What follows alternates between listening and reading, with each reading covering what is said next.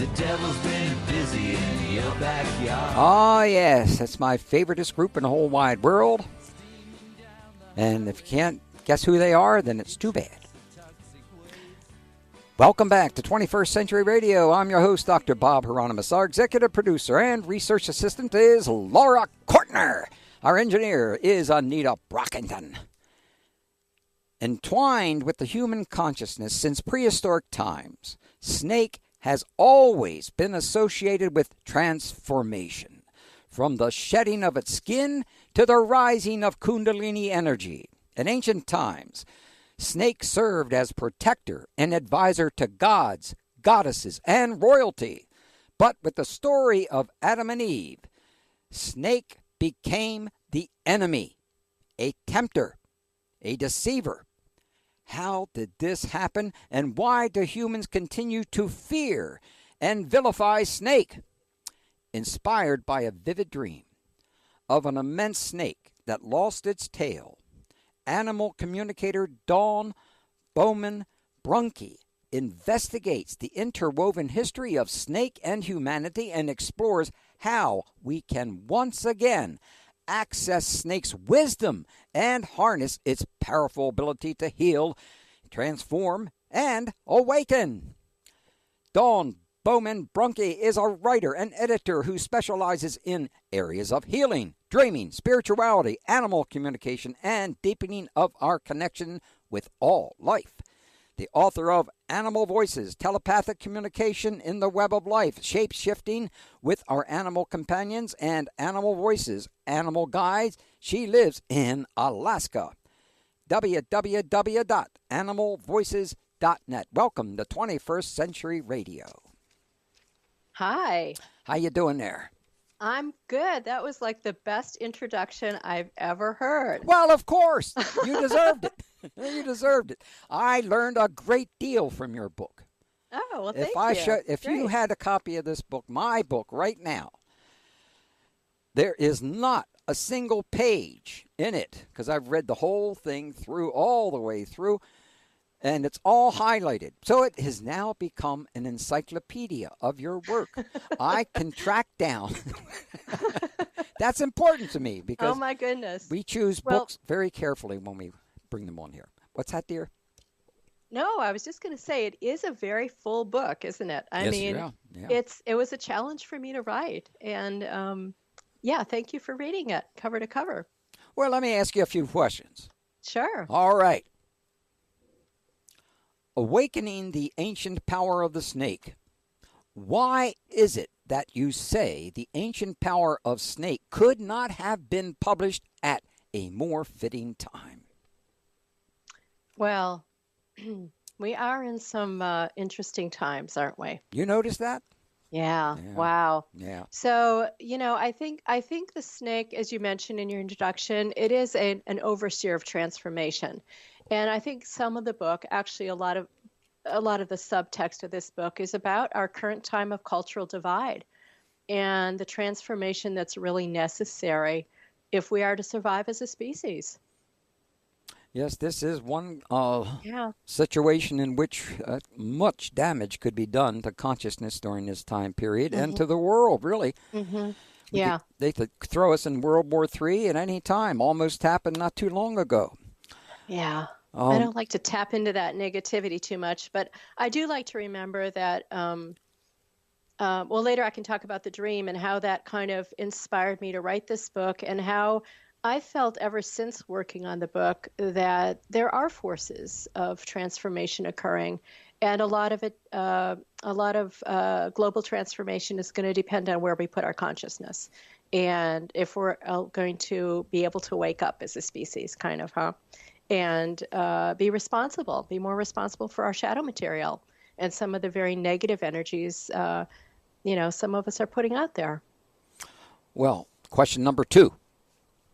What does it mean when an immense snake shows up in your dream telling you it has lost its tail?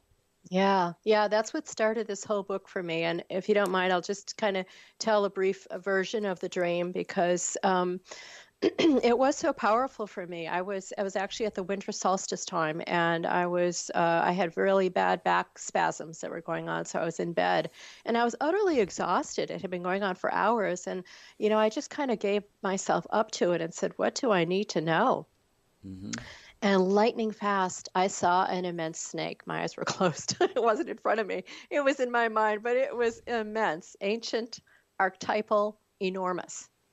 There's a part of me that feels I should be fearful, but I mainly feel concern. And what the words that come to my mind are, how can I help you? And as you said, the snake tells me it has lost its tail. And it really is a dreamy state I'm in, because then in that way of dreams, the scene shifts and I'm in a much older time. I'm in a forest cabin with an old woman, a healer, and she's sitting on a chair in front of the fireplace, and a black snake is on her lap, kind of a medium-sized snake. And the snake has been disconnected from its tail. And with a needle and thread, she's sewing. She's sewing snake back together. And then I realize I'm there too. I'm sitting beside her, and a snake is on my lap. And our fingertips are going up and down in sync, and we're sewing snake back together again. I wake up in bed, or I come to more in bed then, and the snake is smaller now. It's kind of silvery gray and blue, and it's coiled at my spine. And the idea of Kundalini comes to mind. Kundalini is that in Eastern thought, that dormant energy that resides at the base of the spine. And that's what I say to the snake. Is that who you are, Kundalini? And the snake says, it's many things. And it shares this incredible panorama of its association with humans throughout the ages. As a creator deity, as an advisor to gods and goddesses, to royalty, as a healer, as a guardian of ancient wisdom. It went on and on. This was a very long kind of infusion of shared consciousness. And in the morning when I woke up, I truly was transformed. I knew this was a huge dream, not just a personal dream, but a universal dream. And I did wonder, why did snake tell me it had lost its tail?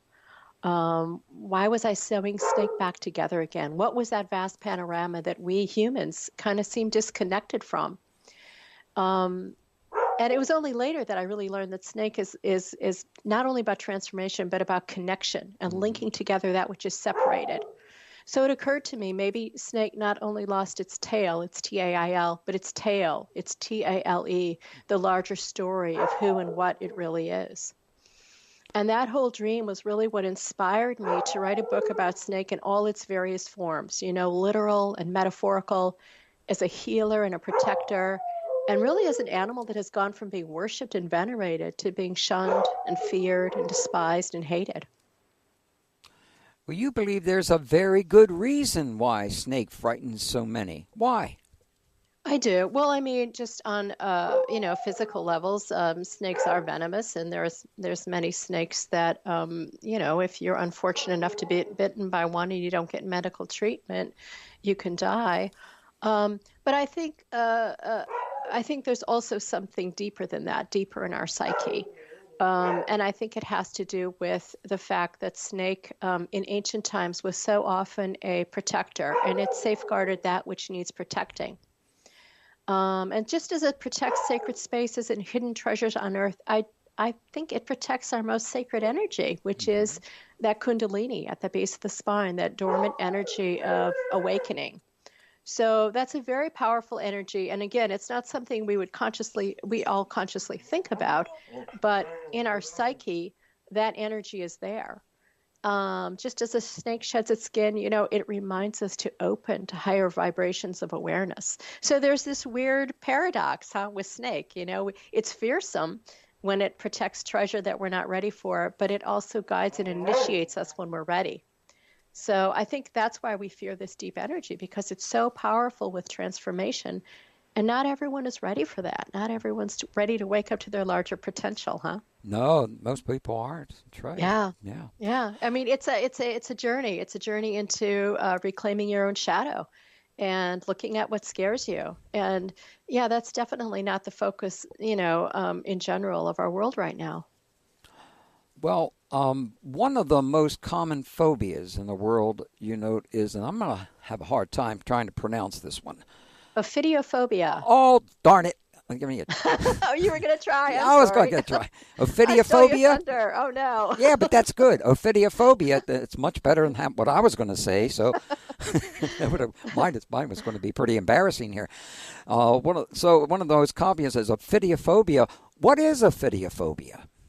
It's just what you said. It's the fear of snakes. Fear of snakes. It's from the Greek ophidia, which is snakes, and phobia, which is fear. So it's the fear of snakes. Yeah, and it's a very common phobia. In fact, I start out with a book with saying, my father hates snakes, because he really has this huge, incredible phobia about snakes. And I tried so many times during the course of writing this book to ask him, what is it? What is it about snakes? And he literally could not talk about it without getting nervous and shaky. And his sister also has the same thing. I begged her to tell me about it, but they just couldn't. And, for me, it was a little difficult to understand, but the fear is so great and so deep that, they're just not ready to look at that. Well, why is it that if you live in North America, your chances of dying of snake bite are extremely low? They are. Right. Well, number one, we don't have, like compared to Australia or India, we don't have a lot of venomous snakes, and we do have really excellent anti-venom available. So, yeah, I think about 5 people, the CDC says about 5 people a year in North America die from snake bites, failure to get treatment right away. But in some other places, it's much, much higher. Yeah. Well, one more question before we take our first break here. Is why is it that snakes don't want to bite you? Well, they really don't. Venom is a precious commodity to a venomous snake. It takes time and energy to produce venom, and they really want to use it on prey. They're not going to eat humans. So it's really a last defense, and that's why you see so many snakes, either rattle or spread their hoods and appear larger than they are, and they're warning you away. So yeah, snakes don't want to bite us. That's really a misconstrued idea there. Yeah. Well, thank you. I think that's a great idea, frankly. But we're going to need to take our break soon. But when we do come back, we have some people from that have been on Facebook who sent in 2 little stories about their experiences and wanted you to hear them. So we'll do that when we come back. Is that okay? That's great. Okay. All right. We'll see you in a little while. And we're talking with Dawn Baumann Brunke, Awakening the Ancient Power of Snake, Transformation, Healing, and Enlightenment. Bear & Company. Animalvoices.net is her website, and you can click on it from the front page at 21stcenturyradio.com, where all our guest links are stored. Be sure to follow us on Facebook and YouTube for free audio archives each week.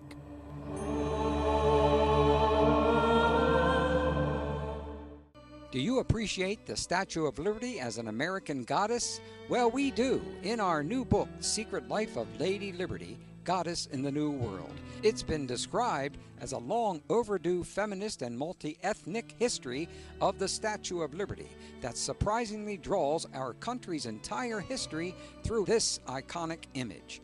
Appreciating the Statue of Liberty as America's goddess allowed us to explore her Native American and feminist roots and to envision a sustainable future where liberty indeed prevails. What can the Statue of Liberty teach us about women's power? Well, find out at www.secretlifeofladyliberty.com. That's secretlifeofladyliberty.com. This is Robert Mouse, author of Dreaming the Soul Back Home and other books about getting yourself together and living a deeper, juicier life. You're listening to 21st Century Radio with Dr. Bob Hieronymus. What a fantastic host he is. He's lively, he's questing. He knows that story can be the shortest route between a human being and the truth. Listening to this show, you'll hear many stories, and you might just wake up to the deeper story of your life and find the courage and the will to follow that, and that will change everything. My goodness, gosh, did he join us 20 years ago or something like that? That's amazing. I haven't heard that one in quite a while. Welcome back to 21st Century Radio. Dawn Baumann Brunke is with us tonight. She's sitting right over there. See? She's there. I am. And we're talking about her book that she wrote called Awakening the Ancient Power of Snake. Transformation. That's quite a word there. Transformation, healing, and enlightenment. And it's published by our friends at Bear and Company. You can get through to her at animalvoices.net. That's her website, and you can click on it right now from the front page of 21st Century Radio, where all our links are stored. See them all hanging out over there? Now, we had some of our friends out there write to us after they saw what we were going to do this tonight, and Athena Liba said this. Well, the last time I had a dream that snakes were in my bed was right after my back injury. I jumped out of bed, tripped over the dog, and broke my toe. Not fun, but you've piqued my interest. Now, we also have Kate McKenna Lawler. Now, she's going to ask you something here. Snake dream, the snake dream that she had about a snake man who was invited to a friend's ranch. I didn't trust this man, nor did I want to know what he was about. Felt he was a deceiver. I did have a 6-foot rattlesnake with 12 to 13 rattles on his tail show up outside my back door. Hey, and a few dogs as well. Hey, what's the name of your doggie? My dog's called Dashka. Dashka, okay. Dashka. Dashka. Oh, is she Russian? No, it's the name of, it's actually the name of a river that my husband and I love to fish here in Alaska. The so old we named her Dashka River. After the river Dashka, yeah. Okay.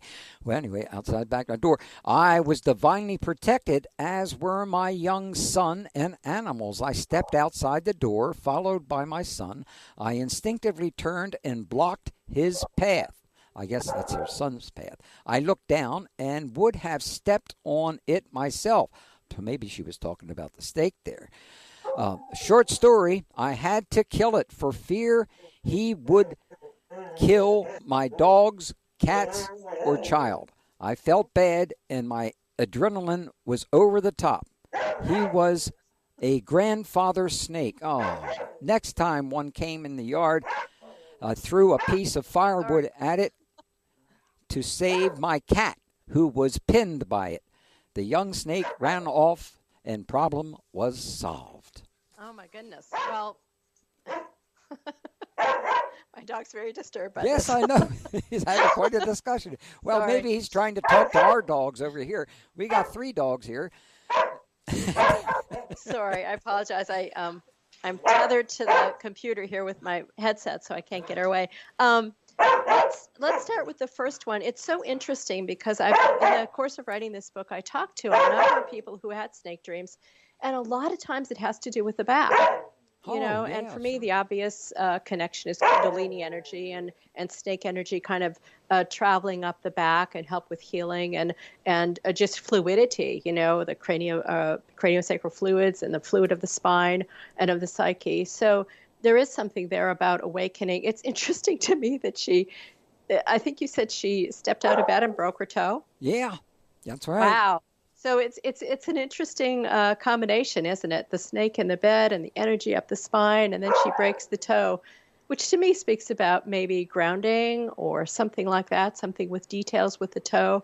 I mean, it's hard to, play with the dream if the person really isn't there and we're not getting all the details. But boy, I don't know if I would necessarily want to have a snake in my bed. Well, she was dreaming of that, right? Or was that actually in reality? Yeah, that's a dream. Yeah. But I'd be afraid I'd lay on top of it. And if I did, do you think it would really bite me?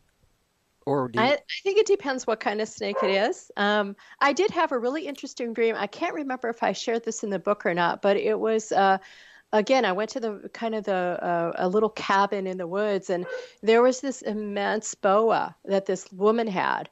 And she wanted me to hold it. And so I kind of went to a lounge bed type thing. And I was holding the snake, and the snake wanted to go around my neck. And I said, no, no. Like, I don't know you, snake. And no, you're not going to go around my neck. And it was really interesting in the dream. The snake turned to face me and looked at me eye to eye.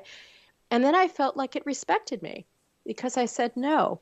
Because it is a dangerous thing, huh? To have a constrictor snake around your neck. Sure, I would imagine so. Especially when you don't know. So I think there's something about snake in all of these dreams here that we're talking about that has to do with respect. Not only respect of animals, but respect of ourselves.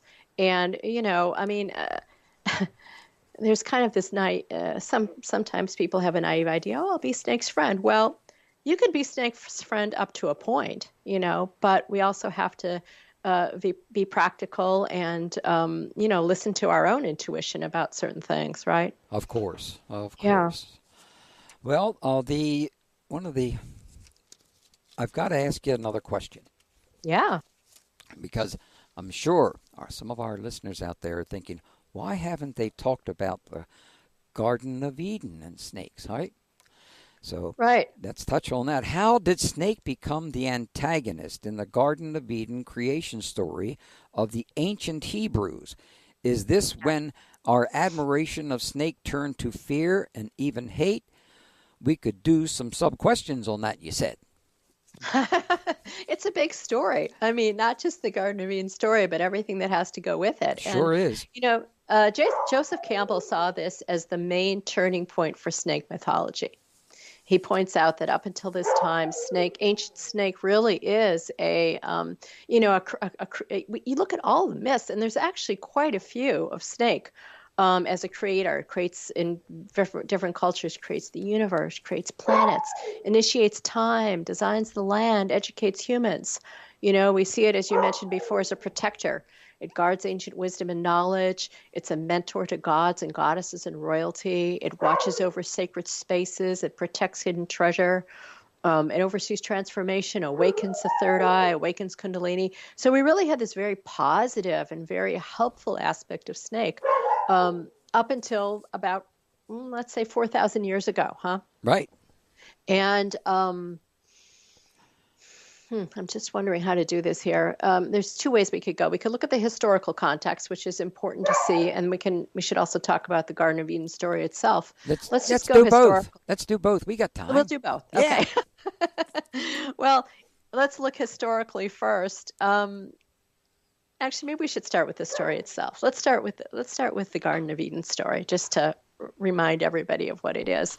Up until this time, snake was connected with trees, with cosmic trees, sacred trees, again, as a guardian. It protects the tree. So it makes sense that snake turns up in the creation story. Okay. In the Garden of Eden story, we have, some basic characters. We have God, we have the snake, we have Adam and Eve, and we have this tree, this special tree. In the garden itself, maybe we call it the setting.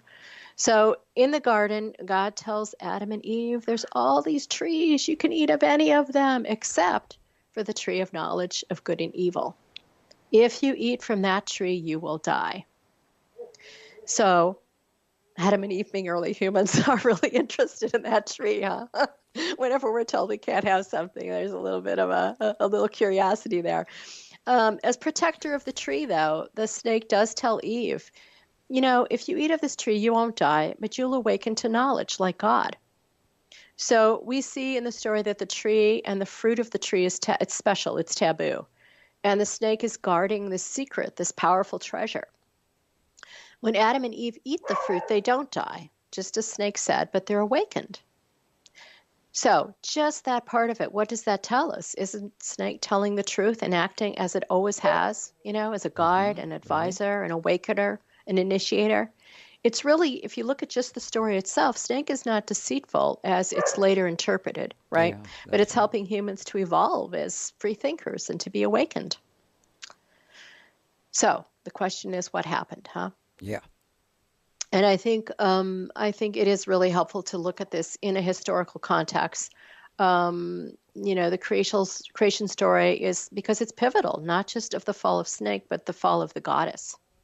So I'm going to speak very generally here. And but about 2000 BC, we did see this widespread shift occurring. And it's from kind of earth goddess mentality and cultures to more of a sky god culture. You had Indo-European tribes bringing in more of a patriarchal, militaristic view. They were focused on hierarchy, on the idea of mastery over nature. And so we saw shifting images. Again, this is not overnight. This is over periods of hundreds of years, even thousands, of shifting images of the divine from the feminine to the masculine. We're moving from union to separation. We're shifting from our connection with animals and nature to mastery over nature, mastery over women, mastery over animals. So more to a more polarity separation. Most Bible scholars will tell you the book of Genesis was written about 1500 BC. It was written by men. And at that time, there was that patriarchal agenda going on. So how to install, a sky god culture and that whole patriarchal agenda, we have to create a foundational narrative for why you can't trust the goddess or women. So what happens is you gradually, and the creation of Eden, or the Garden of Eden story is really one of the best. We gradually suppress the goddess with God stories, with patriarchal beliefs. Myths are refashioned. So this once creator, protector snake is now lowly and monstrous. And the fallen goddess, or Eve, kind of affirms why the female status is demoted to a tempter, a deceiver. Mm-hmm. So whereas snake was once this form of Shakti and the goddess and Kundalini, now stories start to focus on the demonic aspects of snake. It's something to be killed.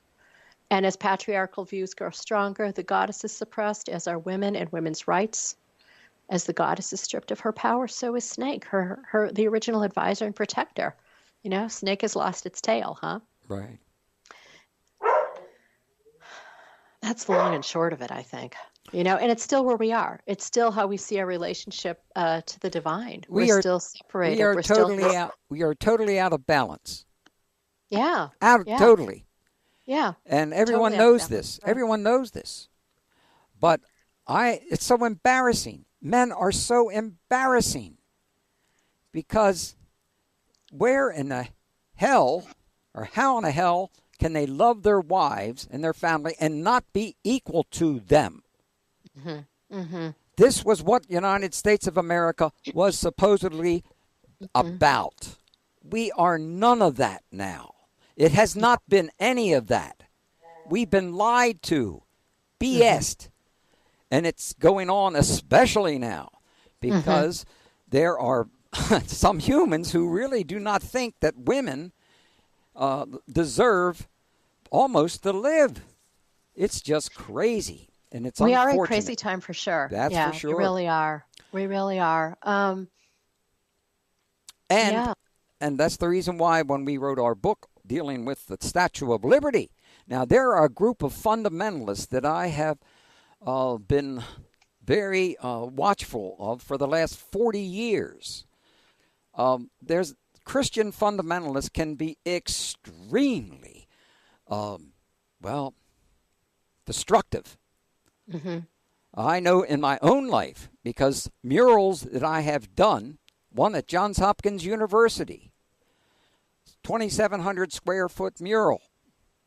As soon as when I finished it, one of these guys that knew all about Jesus and all that decided he was going to destroy it. Mm-hmm. And did. Mm-hmm. We had to recreate the entire thing all together, and that was a real opening for me to be able to talk to the professors, and especially at Hopkins. We've just restored the mural there again. It is loved and really respected there, but still, it's the same story of they would destroy it again, basically because they believe they were being told to by Jesus. And I don't think Jesus ever would have ever said that. I mean, their view of Jesus is so unkind and unthoughtful because being a higher consciousness being, he is not going to be the type of being that is going to be getting even with people. Right. This whole vindictiveness and anger and bullying that's going on, in our country. It speaks to the huge, great inequality that has been going on for really thousands of years. And, I think really at the core of it is fear. It's Yes. what I spoke about before. It's fear of opening to your larger self. And, so there's some people who just have to hold on to control so tightly that, they're afraid to face their shadow. And so it comes out in anger and vindictiveness and fear and self-righteousness and all these other things. And yeah, that's where we are. But, here's the deal, I think, and maybe you'll agree with me, that's where we are as a country. And we all have to kind of shift together. And how do we do that? Well, how would we do that? Well, for me, to tie it back to the book, it's about transformation. It's That's about correct. really awakening. It's about really looking at your shadow. And I think maybe it's about, in my life, what I'm seeing it as is being as kind as I can to people who are so fearful that, they have to project anger and rage and vindictiveness and self-righteousness and arrogance and narcissism, et cetera, et cetera, et cetera. That's holding on really, really, really tight and not being able to soften and awaken. And I don't know how it comes. I don't know if the transformation comes or not, this time around. I don't know. Well, I believe it will. I believe that a lot of things are going to happen, not necessarily, I believe after the election. I think that's when things are really going to begin to change, because depending on who wins, we're going to be able to determine a lot of things as to what's been going on over the last 4 or 5 years. And I do believe that there will be justice, but it will not be right away. It takes time for people to grow up, and men have not grown up. They're still children. The key thing is you got to please them, and who are they pleasing? Are they helping other people? Some of them really do. That's why I wanted to become a priest. But when I got involved with the clergy, I began to see that these guys, the way they treated the nuns was worse than the way men were treating their wives. Jeez whiz. So I was I was so embarrassed by that. We got to take a break here on 21st Century Radio, and we'll continue on another subject when we come back, right? Okay.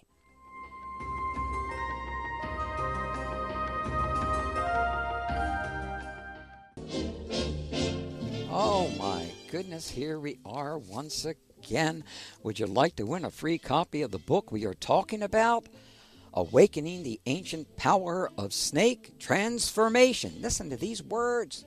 Transformation, healing, enlightenment, by Dawn Baumann Brunke, published by our dear friends at Bear and Company. If you know the answer to this hour's trivia question, you're going to win that book.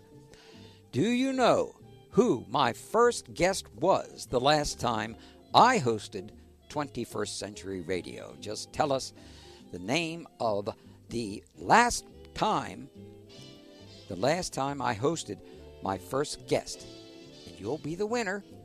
But you have to qualify. You can do that in a number of ways. You can send me a check for $500 now, and that'd be the best American way of doing it. Or how would you like to really use your knowledge and brain and tell me the truth? And here's how to do it. If you know the answer to this hour's quiz question on 21st Century Radio and you have not won from us in the last 60 days, call in now. 410-922-6680. That's 410-WCBM-680. First with the right answer wins. Prizes are available for you to pick up at the WCBM studios in Pikesville after Friday of this week. Winners have 60 days to pick up the prizes and must wait 60 days before winning another prize from 21st Century Radio. Good luck. We are a spiral. We are a spiral. We are a spiral. Coming home. Oh, yes. Hey, Taya Shears just dropped by. I'm glad she came by. I haven't seen her in such a long time, and she's talking about we are a spiral. She knows what she's talking about. And we're back to 21st Century Radio with someone who also knows what she's talking about. Right, Dawn? Hmm. Yeah, would it be all right if if I picked up a little bit, because I was thinking of something over the break of about we were kind of getting a little down on what's going on, but Okay, well, it if does. you One of want the to, things that I wrote in the book, and I said it a few times, is snake appears in the collective dream when change is most desperately needed. And I really do think that is where we are. And that song you had on is perfect because it is, this entwining, I think, that's happening maybe, despite all evidence to the contrary. And on the surface, I think underneath it all, there is this entwining and integration of consciousness that's happening. I think there is an awakening. So I want to be a little bit more positive about what I said. I think there's a reason, certainly for me, that I wrote this book, but I think there's also a reason that people are dreaming about snakes and that this energy is being activated in us. And I think we are all in this together. And I think we are moving from duality and, us versus them to more of an inclusion. And I do hope we start building bridges instead of walls. absolutely. And bring the respect of equality of all beings, And all humans as well as all animal beings. even if the Democrats lose, they will win. You will watch some very strange things happen after this election. Do you have some insider information here? Well, I pray, I meditate, and I serve. Those are the three things that I stand by. And the things that I'm beginning to see is you're right. There is a lot of people, many more than, you're on a Baltimore audience now. Now, if you were in California, if you were in New York, it would be a lot different. But I think it'll, regardless of what happens, things are going to work out. I think it will Well, be yeah. a You lot. know what more. Bob Marley said, right? Yeah, yes, I know. What a guy he was. Jeez, oh whiz. The government shot at him, tried to bring him down. Our government tried to bring this guy down. No two ways about it. Well, okay, but what I would like to do, did you want to add something else on that? Because I did want to talk to you about something you asked about how snake is connected to healing, because I think that is the key to everything. He's a healer. Well, yeah. So I was actually thinking about that when that song was playing, about that entwining nature and the way that we see, but the way that we represent snakes sometimes. We have a very old symbol. It's called the rod of Asclepius, which is a snake entwined around a central rod. Sometimes that gets confused with the caduceus, which is two snakes entwined. Oh, yeah. But what I found was interesting about that was that, the caduceus was given to Mercury or Hermes, a god who incorporates duality, by Apollo, the god of healing. And so that idea of integration and healing is also apparent in the caduceus as well as the rod of Asclepius. And there is so much about snake that is about that kind of energy ascending the spine, and that entwining of energy, and that knitting together of polarities and dualities, and within our psyche, the conscious and unconscious, the yin and yang, the male and the female, and that is a deeper type of healing, huh? Mm-hmm. And we can also talk about physical healing, which snake is an expert at, if you'd like. Please do. Yeah. So, since ancient times, really, snake has been associated with medicine. We see it in traditional Chinese medicine, a lot of Egyptian, Eastern medicines. And we see it in various ways, and I think the way I present it is like, ancient people probably observed snakes shedding its skin, and they realized, oh, it can renew itself that way. Maybe it can be applied to humans. Maybe they observed how fast snake was, and so they thought, oh, maybe this can be applied to treat chi or energy in our joints and muscles. And so from very early times, you do see snake skin, snake blood, snake venom is used in medicine to treat a really wide variety of illnesses, from skin to blood to heart to muscles and joints. And then later on, when homeopathy, snake is used to treat emotions. So there's this whole wide range of snake being connected with healing. And again, it's such a divide, isn't it? Because, so many people kind of dismiss or really disregard or hate snake. And yet snake is, the symbol that you see on the back of every ambulance and every emergency vehicle or, emergency medical vehicle. It's the sign on the of doctors and of nurses and of healers in general. So it's another way, I think, that the paradox of snake speaks to us and has entwined itself with human consciousness. Will you say the snake is the birther of synthesis? What does that mean? That's on page 33. Phrase. I like that. The birther of synthesis. Yeah. Well, think about it. If snake entwines and integrates opposites, what happens with that? Yeah, that's what leads to synthesis, right? Right. That's what leads to something greater than the sum of the parts, and to new consciousness and to awakening. Again, I think that speaks to the basic Kundalini energy, which is about awakening and enlightenment. Well, what kind of esoteric secrets do the Nagas possess? Am I pronouncing that correctly? Nagas? Nagas. Yeah, the Nagas are the, you see that in the Indian and I think maybe Thailand and Burmese and Burma, those areas. The Nagas were early, let's call them snake gods, snake deities, and there's actually a wide range of them. And some of them are protectors. Some of them specifically watch over water springs and rivers and lakes. Snake was always actually from ancient time connected to, it was so interesting, water as well as the sky. And we see a lot of cosmic sky snake gods in really early mythology. So yeah, the Nagas, sometimes they guard underground treasures, like, caves that have rubies and diamonds and things like that. And I think that all speaks to, metaphorically, the idea of snake guarding our most sacred treasure, which is that Kundalini energy, which is that energy of enlightenment and awakening. Well, could you talk a little bit more about the Kundalini energy? Because I think there's a lot of confusion out there amongst... Sure. Well, it means Kundalini is a Sanskrit word, and it means the sleeping serpent. And a lot of times that energy is imaged as a snake curled at the base of the spine. And the idea is that when we're ready to, well, actually, there's different things about Kundalini, isn't there? I mean, there is this tradition of awakening Kundalini and going through a very precise program of awakening it in a gentle way.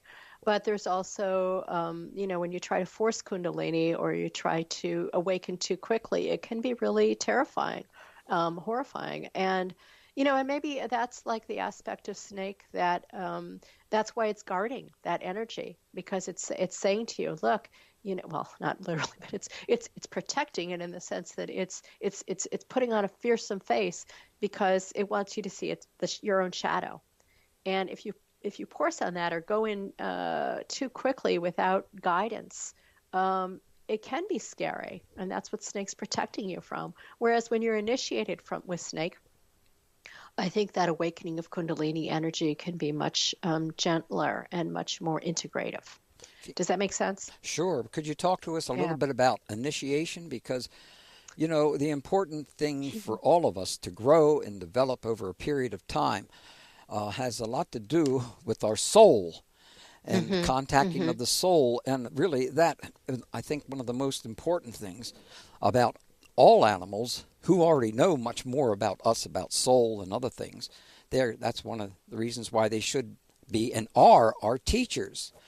But unfortunately, at this particular time, what is happening with all of the animals that that we used to try to look out for all the time, we're not going to be able to look out for. What has happened? They're changing the laws that it's okay to kill almost any animal. Except for dogs yet. Yeah.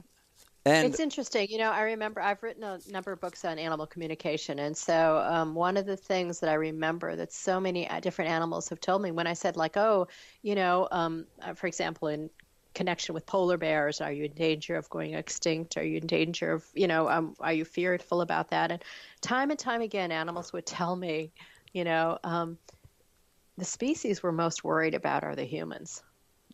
And even, I'm going to say something that has probably never been said on this station before, and so have aliens. That I don't mean alien, I mean beings that are not human. That's a thing that they say about humans most of all. Number one deals with the imbalance between male and female. They say that when they see that, they realize that this is a lower form, form of consciousness, a lower form, period. And obviously, what they tried to do is elevate you out of that particular lower form. Yeah. And we should acknowledge, too, that, the imbalance of male and female, it's just not just men and women, but it's the male and female within each of us. Yes. And it's that imbalance there as well. That's right. right. I so agree. And that's why I think that, what do you think of reincarnation? Oh, nope, we got to stop right now on 21st Century Radio, and we'll return. That was a good cliffhanger. All right, our guest, yes, Dawn Baumann Brunke will be returning with us, Awakening the Ancient Power of Snake Transformation. Listen to that. Transformation, healing, and enlightenment. That's what snakes are about. And it's published by our friends at Bear and Company. And I can't